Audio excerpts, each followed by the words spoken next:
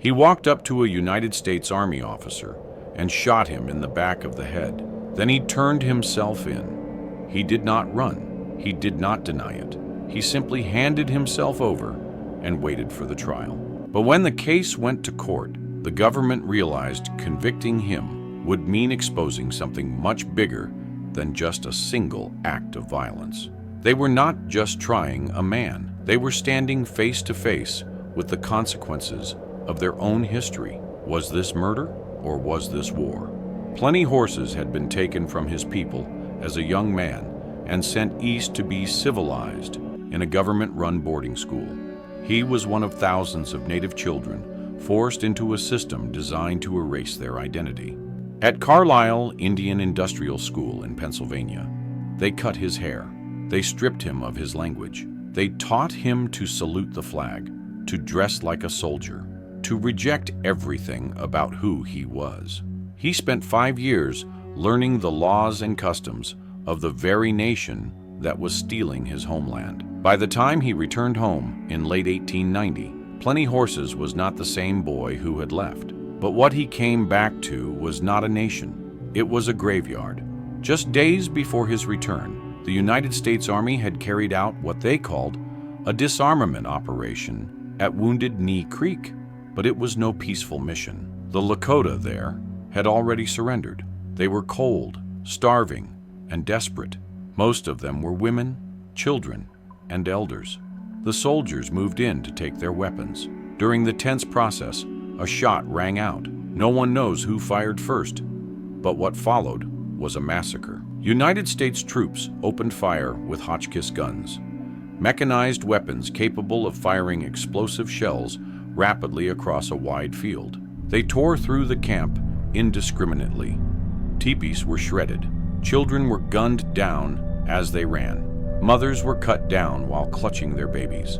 More than 300 Lakota were killed in the snow that day, many of them unarmed. The U.S. Army called it a battle and handed out medals. History would remember it as the Wounded Knee Massacre.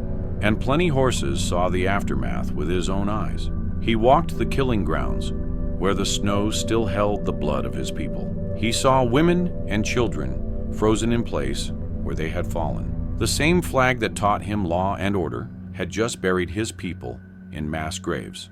He had been told that education would make him part of something greater, but now he understood what that greater thing really was.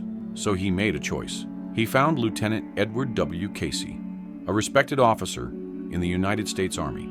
Casey was known as a skilled scout and a man trusted on both sides of the conflict. But to Plenty Horses, he wore the same uniform as the men who had fired into a crowd of children. He did not yell. He did not hesitate. He approached him in silence and fired, point blank. Plenty Horses did not flee after the killing. He did not try to hide or lie about what he had done. He simply turned himself in and allowed the Army to take him into custody.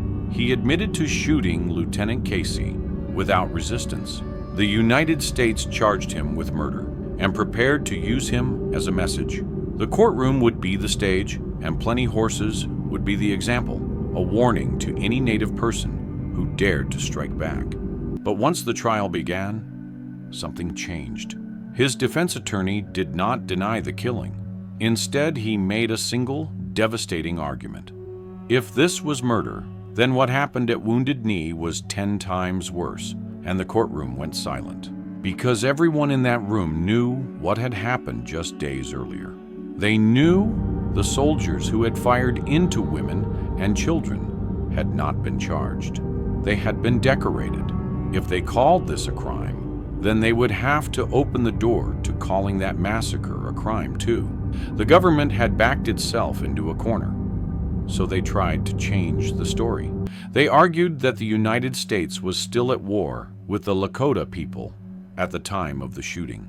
And in a time of war, they claimed, killing an enemy combatant was not murder. It was an act of war. It was a legal loophole, but it worked. The court accepted the argument and ruled that Plenty Horses had not committed murder. He had acted during a time of conflict, and because of that, He walked free. But he did not walk free because the system believed he was right. He walked free because convicting him would have meant putting the entire United States Army on trial.